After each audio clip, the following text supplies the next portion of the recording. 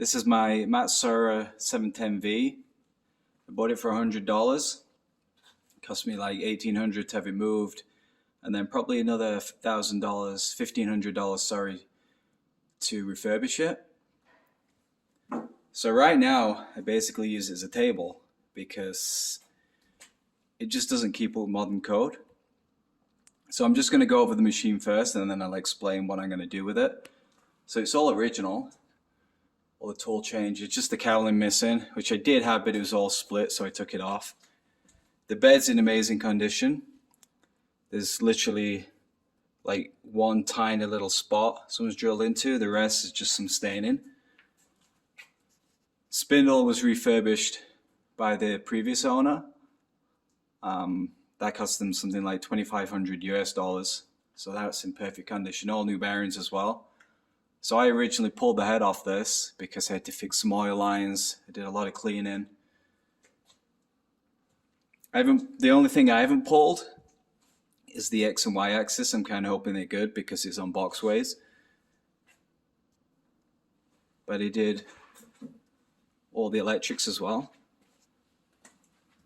So first I'll just go over the hydraulics. So I put new lines on here, and then there's some new lines that go into the whole tool changer. So all this has been cleaned up, refurbished. The most important thing is the electrical system. So this is the spindle drive.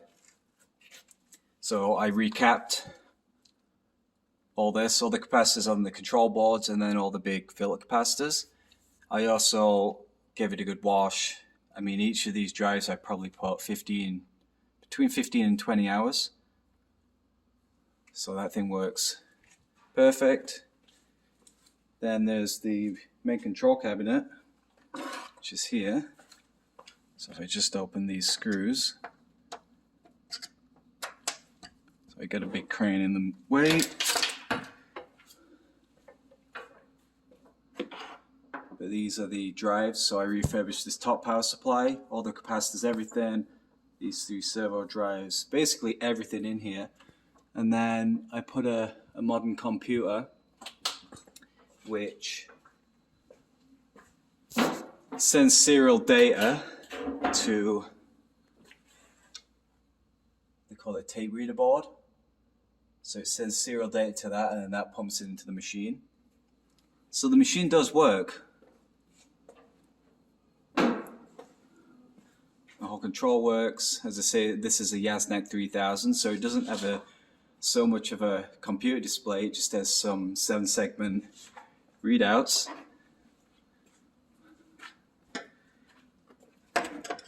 And when I got the machine, I was told it was in perfect working condition. And I saw it working, but I didn't see any programs run or anything like that. So there was actually an issue with the servos that I'd start moving the Z-axis, and then it just accelerate like crazy and hit the hard limits. It wouldn't quite hit the actual hard limit, but the hard limit switch. And luckily it stopped it before it hit the hard limit, so no damage. But that was actually a real simple fix in the encoders. There's actually a trimmer. So these use photodiodes, which when they get light to, they only change by like 0.3 of a volt or something. So you need a comparator to read that.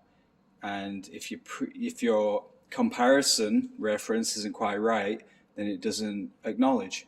So the index pulse wasn't being acknowledged on the y-axis and also the z, and that caused it to run away. So I found that out with an oscilloscope, turned the trimmer pot, everything works great. So I'm going to switch the machine on. Didn't realize how loud it'd be, but this is all electronics. They're actually the case style transistors. And this is a 1980s machine, so it's pretty early on for CNC. But it's a Matsuura, so it was kind of like the best machine at the time. The original owner messed up on the lubricator pump. So a lubricator pump is just, some work in different ways, but the most of them, they have an electric motor that just constantly spins into a gearbox, and then that gearbox lifts a cam, which pushes a plunger up, and when it gets to the edge of the cam it drops and then injects oil.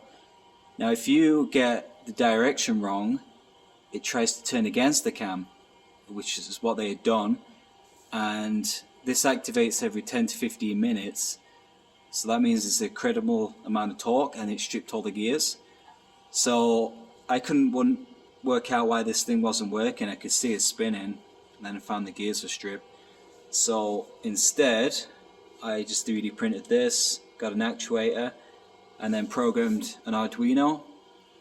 So when I switch this thing on, it always just squirts some lubricant, and then every 15 minutes keeps going. So that's on. So the machine, I always hit the E-stop first. So there's 2 power on cycles, you're just powering it on first, and that just starts up the fans and things.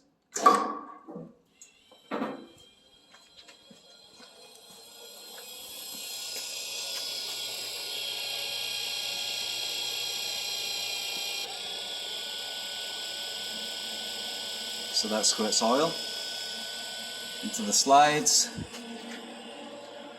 so you can hear the cooling fans. So this cabinet actually backdrafts air through the back of the cabinet, through the heat sinks, so it keeps the cabinet sealed. So here, see, I got an old XP. This used to be a reel-to-reel tape. And then if anyone out there has got a machine like this is how you change the parameters. So you flick this switch to 1, you can change parameters. After you've done that, you've got to flick it back to 0, reset the machine, and then do a complete power off, otherwise it just doesn't take effect. So I had a lot of issues with how the homing works on this machine, and it doesn't actually home on the switch, it homes on the index pulse. So this thing will move back, it'll hit the first switch and then say look out for the index pulse, it hits that, and then in some parameters it counts so many pulses back that, or a measurement, and then it's homed. So that doesn't matter too much in the Y and the X, but it's really important on the Z, because some of these are limit switches, but these 2 here are the limits for the tool changer. So it's got to be between those. If it's not right, the tool changer arm comes out and it just hits the spindle or whatever. It's just not right. So then I can pull the E-stop off, hit power on. So that crunch sound is actually the hydraulic actuator for the spindle, and that humming sound is the spindle drives, which are quite annoying, but it's just how they are. So you don't actually have to reference this machine. The parameters, it knows where it is because of the batteries. If you lose the power, then it will lose all parameters and where it is. So those batteries are important. Parameters on this machine are really easy.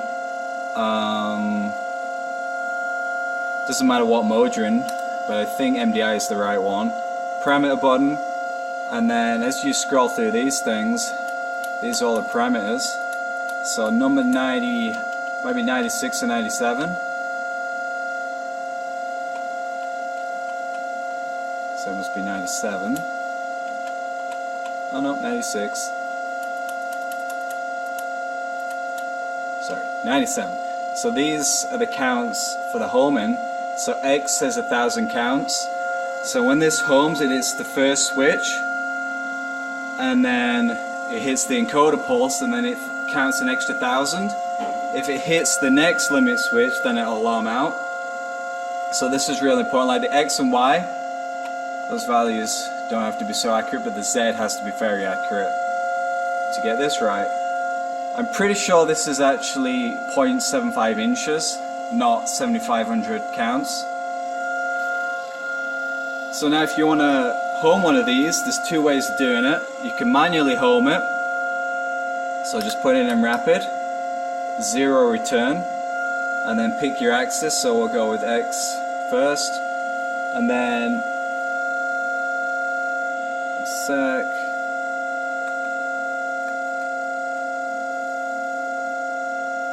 So that should be manually feeding. Oh, I haven't hit reset. Hit reset.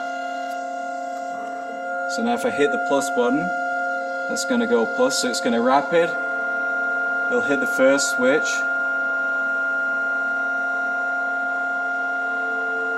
Then slow down, then it'll hit the index, and then it'll count so far. And then once you see this X light, you know it's homed. Then go to Y, do the same. It's all in plus. Just move my wrenches because this thing has kind of become a table for my other milling machine that I use all the time. That one I swapped to AC drives. Just going to put the panel back on. So we'll home the Y plus. Slows down, then it'll count.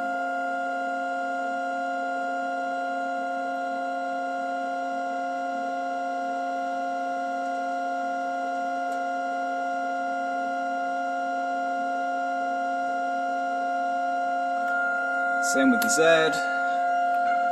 If it doesn't have enough travel, then it will alarm out. You've got to kind of back travel down, then go back up. So we're at a Z, we're at our tool change position. So that's home. I can flick that off. I can return the X and Y.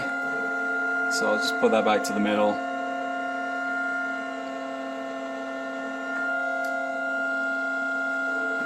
It does have a hand wheel, but if you spin the hand wheel too fast, you can sometimes get an alarm which will trip out the drives. They just can't keep up with the encoder, so it's like a position error. So now let's say I want to do a tool change. Now let's say I want to take that milling cutter out. So right now it just spins freely. There's actually a cam that aligns this. So there's like a little cam disc and then a hydraulic plunger forces it in place. Nearly every machine, you know, like a lathe or a CNC mill, you type in M19, that orientates the spindle at 0. So if I go in MDI, put this back to 0. So then I need to go to the M, and I'll just type, I'll make sure I'm in command. M19, right, if I press cycle start, it's now orientated, so it's locked. So now let's say I want to do a tool position. So nearly every mill out there is M06, tell it I want to do a tool position, right, and then tool say 03, right, and then cycle start. So let's change my tool. I've had a few issues with the carousel. Sometimes it gets stuck like that. Now I don't know if that's a control issue or maybe the solenoids are bad. Yeah, see it's struggling now. So I vibrate a bit and then it'll finally do it. So that could be seals. It could be maybe the pressure's low.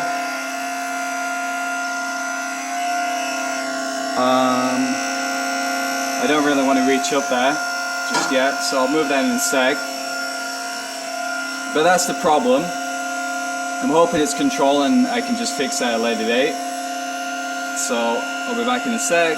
So it finally did it just as I stood up there. So now I think it's number 3. Now I can just change back to number 1. So I just go back to M06, it's already in there. Type it in again, right. Back to tool, 01, right. Cycle start. So it should orientate. Pulls the tool out. Put it back. Because I was at number 1, there's a homing on there. If I wasn't at number 1 initially, it would go around the whole carousel to home itself. So again, I just got to pull this manually, which is obviously not great. And there we go. let's say I want to set the spindle going, stay in MDI. So I'll type in, say, M03, right, and then a spindle speed. Anything under 1,000 is going to do the low box. So I'll do 800, right, cycle start. Automatically changes gear to the slow. There you go, we're in the low, and I mean that's at the end of the meter, it's not quite right. That could be a tuning issue or just that this is wrong. Say I want a different speed, say 2000, I can just type 2000 right, cycle start, so it'll stop, change to the high gear, and there we go. Now I've noticed once this starts spinning, this actuator actually pushes down, so there must be a bearing in here, which I've never seen. That does rattle on the high speeds, so if I go to 4500, you know, hear a little hum. It sounds like not so much a bad bearing, but something loose. So maybe I should check that out. This model is capable of 6,000 RPM. I'm not sure. Let's see what it sounds like just quickly. It sounds not too bad. Hit reset. Maybe with the cowling and the fan on it's just a normal thing, but I'm not too sure yet. But as you see, it works. So that's the stock 710V working. The big issue is that when I put code in there, say you've got one of these tape readers, so I'll put it to tape, hit reset. So then I got a free program, you can find it too. It's called NC Link. So I'll open that up. So I was doing a program in here, just doing some tubes, and this machine doesn't support 3-axis GO2 and GO3 movements, only linear. So I had to program this myself, and it's a bit of a weird code. It's G14, and you tell it to start at this coordinate, and you tell it a radius, how many spirals you want, that kind of thing. So I did some tubes on there. To run a regular code, because it works on a drip feed, it's gotta hit the position before it reads the next code. And modern codes do a lot of linear movements, so it's just really slow, that I basically just can't use it. So if I load a code up, this is test 1, let's see what it is. So this is the code, it's G14. So G14 tells it to do its clockwise, I believe, then I is the radius, K minus 200 is the, can't remember, L25 is 25 spirals, and that's a feet of 40 inches. You'll notice there's no decimals, it doesn't like that. And they've got to be to like 4 decimal places. Recognize with most of the code, you'll notice there's no G54, so you only get one position. Now if I want to run this, I was in tape mode, I just basically send this, start. Now it's a drip feed, so it knows exactly where it's at. So if I set this thing to run, just press spindle go, you'll see it's going to do its thing. Oh, sorry, it says input error. Not sure why. There we go. So when you see the buffer flashing, it's got code. Input error, I think it puts 2 G00s in there. That might be the issue. So that's my code doing its spiral. It's in the completely wrong place. So I think sometimes it loses its position. And there we go, that's my code. That's also the rapid speed, it's super slow. So I don't want to hear this anymore, it's super noisy. Hit the E-stop, and that just kills the servo drives and the hydraulic pump. So I spent all the money refurbishing the drives, and then I found out that the drives are actually worth a decent amount of money refurbished, and I refurbished them properly, so I'm going to put them for sale. I'm going to put the whole control, everything for sale, because I can get some DC servo drives cheaper. Now someone contacted me because they've got the exact same machine that they're building up, and I didn't realize these other DC drives existed because I just sold some that I used to run on this mill, and I always had a few issues that they'd lose the parameters or I just couldn't program them properly. So I decided to sell them on. They were still working, but my Z drive blew, so it made me change to AC on this. So you hear the sound, that's the lubricator going.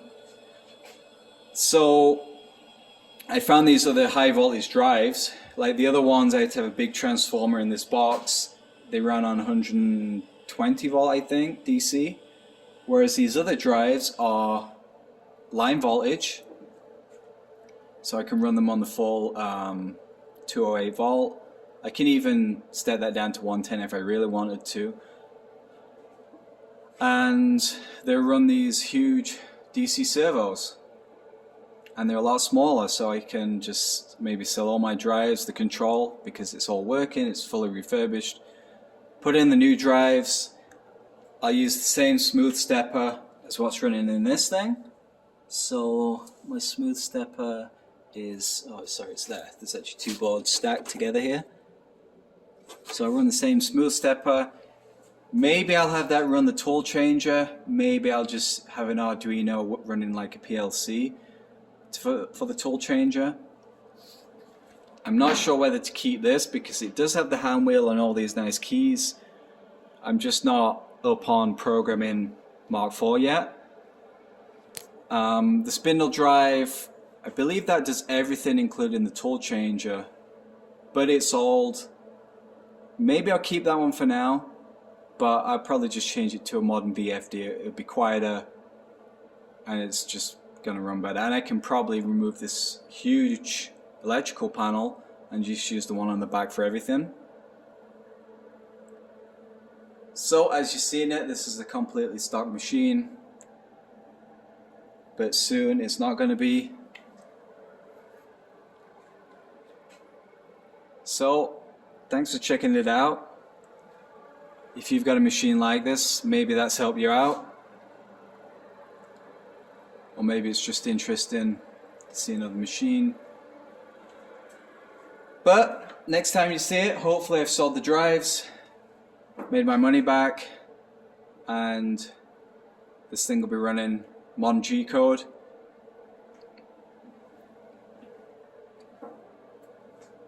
Apart from that, that's about it. So I'll see you next time. Thought I'd fit this in just in between so you can see it, better light. So those are the 3-axis drives, the power supply for all the control. Down there, they're the incoming feeds from the encoders. Those are ballasts that go in series between the servo output and the servos. And then this is the actual control, all logic and EEPROM. And then I just kind of threw this thing in there. It's just an old computer. I'm not even sure what processor it is, but it's ancient. Just so I can send serial to this. And then this sends the data to this, which then the whole machine reads. Now this is all in perfect working order. Like I say, I'm going to remove all this. All these relays, they're a combination of relays for the tool changer and also limit switches. These are my hard drives for the computer. This is my little Arduino that controls my lubricator pump. So I'm kind of thinking that this whole cabinet I can probably just remove completely. I'll have to see how this is attached. Like it's attached to the actual frame. It's also attached in here, so I can probably still get rid of all this. Like I said, the heat sinks are on the back of this, which is sealed in. So this blows air, I think, from underneath and then out here to cool the heat sinks. I mean, these These are pretty noisy. You can see I've replaced all the electrolytics, the modern ones. I replaced these resistors because they're pretty hefty and they get hot, a few are cracked. A few components just here and there, a few resistors. So these are nice condition, fully refurbished. Same with this thing. This was real bad condition, like just greasy. I'm amazed it actually worked, but this thing took me a lot of time to refurbish. So I can probably replace all these drives, probably just in this little area. Get rid of this thing. Maybe I could turn it even into a tool cabinet. That'd be pretty cool. But this is also a fabrication shop, so there's a bit of grinding dust everywhere. I don't want to ruin the electronics. I want this machine to stay alive for a few more years. Here's the batteries. This is probably the original one. Matsuura, so that's Japanese. So that's probably the original battery, and then they've just put their own batteries on here. And that just keeps the memory of the parameters. It's kind of mind-blowing that all this is logic chips. Doing the whole control of this, it does all the G codes and everything. And then these will be EEPROM. So you can see there's little stickers on these. If I was to peel that off, you'd probably see the actual EEPROM chip in epoxy. And those can be wiped by, I think it's UV light. But kind of ashamed to rip all this out, but it just can't keep up. It's a little bit disappointing after I spent all that time doing all this. I mean, it's like 15 to 20 hours in each one of these drives cleaning it up.